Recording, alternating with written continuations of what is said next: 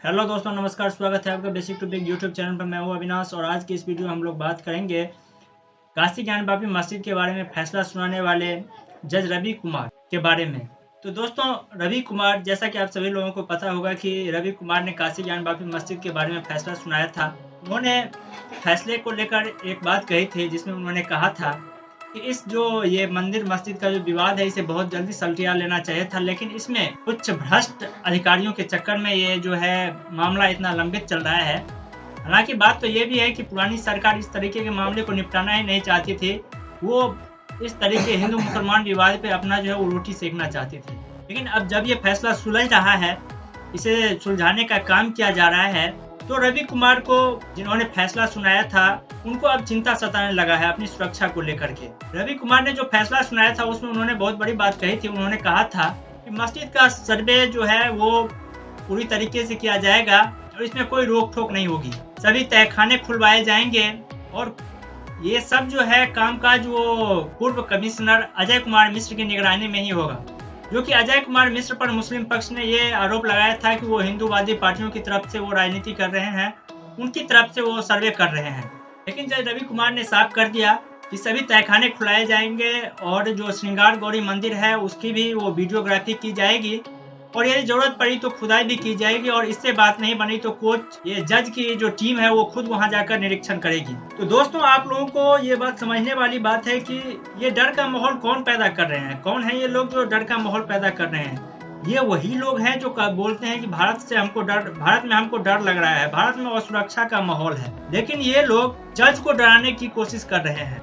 आप लोगों को पता होगा पिछले कुछ समय में जब ये हिजाब विवाद चल रहा था उस समय भी जज ने जिन्होंने फैसला सुनाया था उनको भी सरकार से सुरक्षा लेनी पड़ी थी। ये भारत है और यहाँ पर इस तरीके के जज को डराने की कोशिश की जा रही है एक खास समुदाय के द्वारा।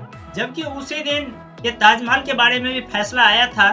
इसमें जो है वो इलाहाबाद हाईकोर्ट में हिंदू पक्षों को फटकार लगाते हुए कहा था कि पहले इतिहास का साक्ष्य पढ़ें और उसके बाद जो है वो किसी भी नतीजे पर पहुंचे और जो है ये कोर्ट का समय जो है वो व्यर्थ न करें। लेकिन उस पर कोई विवाद नहीं हुआ। उस पर कोर्ट को, वो जज को किसी प्रकार की सुरक्षा का माहौल नहीं हुआ। लेकिन जब यहाँ पे काशी ज्ञान वापी मस्जिद के बारे में सर्वे का आदेश दिया जाता है तो यहाँ पे डर का माहौल पैदा किया जाता है और जज को डर लग रहा है। यदि जज को डर लगेगा तो वो निष्पक्ष फैसला कैसे कर पाएंगे? और यही होता रहा है पिछले 70 सालों में खास विचारधारा के लोगों के द्वारा। इनके मुताबिक सरकारी जो जितने भी फैसले वो इनके हित में होने चाहिए। यदि इनके हित में फैसले नहीं हुए तो ये लोग दंगे भड़का देंगे, आग लगा देंगे, देश को जला देंगे और क्या क्या नहीं कर देंगे। और यही लोग संविधान की दुहाई देते हैं, संविधान की कॉपी लेकर के घूमते हैं। ऊपर से तो ये लोग संविधान को मानते हैं लेकिन इनको जो है वो कानून चाहिए सरिया के हिसाब से। ये लोग सरिया के हिसाब से अपना कानून मानेंगे, उसी के हिसाब से चलेंगे।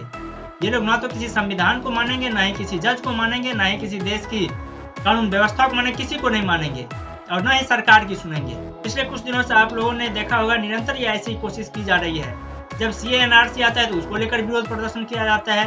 3 तलाक कानून आता है उसको लेकर विरोध प्रदर्शन किया, यानी हर एक बात पर विरोध। और ये लोग बोलते हैं कि हम संविधान को मानते हैं, भारत की न्याय व्यवस्था में विश्वास रखते हैं, हम लोग इसीलिए पाकिस्तान नहीं कि हिंदुस्तान में रहे। लेकिन ये लोग हिंदुस्तान में रहकर चाहते हैं कि उनके हिसाब से कानून बने और उनके हिसाब से ये देश चले। और दूसरी जो सबसे बड़ी इस समय खबर आ रही है वो आ रही है महाराष्ट्र से। महाराष्ट्र में AMIM के अध्यक्ष असदुद्दीन ओवैसी के छोटे भाई अकबरुद्दीन ओवैसी ने आज तो हद ही पार कर दी। वो औरंगजेब के मजार पर फूल चढ़ाने के लिए और वो चादर चढ़ाने के लिए गए थे। ये वही औरंगजेब है जिन्होंने भारत की सभ्यता संस्कृति की रीढ़ की हड्डी को तोड़ने की कोशिश की। इसके बारे में कहा जाता है कि जब तक ये 1.25 मन जनेऊ तोड़ नहीं लेता तब तक ये भोजन नहीं करता था।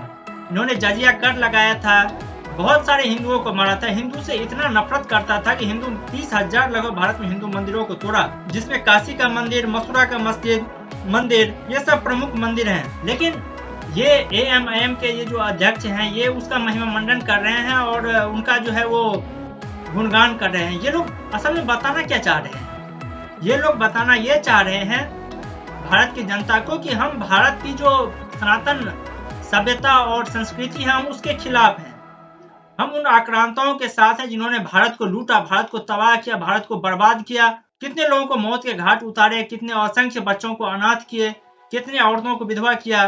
लेकिन ये लोग उस आक्रांताओं के साथ हैं। और खास बात तो यह है कि महाराष्ट्र की सरकार भी उस पर कोई एक्शन नहीं लेती है, जबकि महाराष्ट्र ये वो धरती है जहां पर वीर शिवाजी जैसे महान योद्धा पैदा हुए थे। उन्होंने अपनी रक्त से महाराष्ट्र की धरती को सींचा और औरंगजेब से लोहा लिया और भारत को जो है वो इस्लामिक देश बनने से रोक लिया था। आप सभी लोगों को पता ही होगा कि संभाजी महाराज के साथ औरंगजेब ने कैसा व्यवहार किया था। ये वही औरंगजेब है जिन्होंने संभाजी महाराज के एक एक करके नस को काट काट करके वो मौत के घाट उतार दिए। ये वही औरंगजेब है जिन्होंने गुरु तेग बहादुर सिंह की हत्या कर दी थी। ये वही औरंगजेब है जिनके आदेश पर गुरु गोविंद सिंह के बच्चे को दीवार में चुनवा दिया गया था।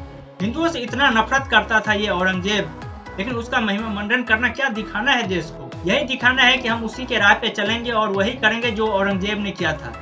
लेकिन महाराष्ट्र की सरकार इस तरीके के जो प्रयास है उसको नहीं रोक पा रही है। ये अपने आप में एक बहुत ही गंभीर विषय है। जबकि महाराष्ट्र में यदि नवनीत राणा हनुमान चालीसा का पाठ कर लेती है तो उसको जेल भेज दिया जाता है, उनको वहां पे टॉर्चर किया जाता है। जबकि ये लोग जो खुलेआम औरंगजेब की वो करते हैं, औरंगजेब के मयार पे चादर चढ़ाते हैं और वो वीर शिवाजी को एक तरीके से वो अपमानित करने की कोशिश कर रहे हैं। महाराष्ट्र में उनको खुली छूट दी जा रही है। भाई साहब, ये हिंदुस्तान है, पाकिस्तान नहीं है। ये लोग वैसे नहीं सुनने वाले हैं। इनको सुनाने के लिए इनको उसी की भाषा में जवाब देना पड़ेगा। और ये हिंदुओं को तय करना है कि भारत में भी मुसलमानों को इतना ही अधिकार मिलना चाहिए जितना पाकिस्तान में हिंदुओं को है।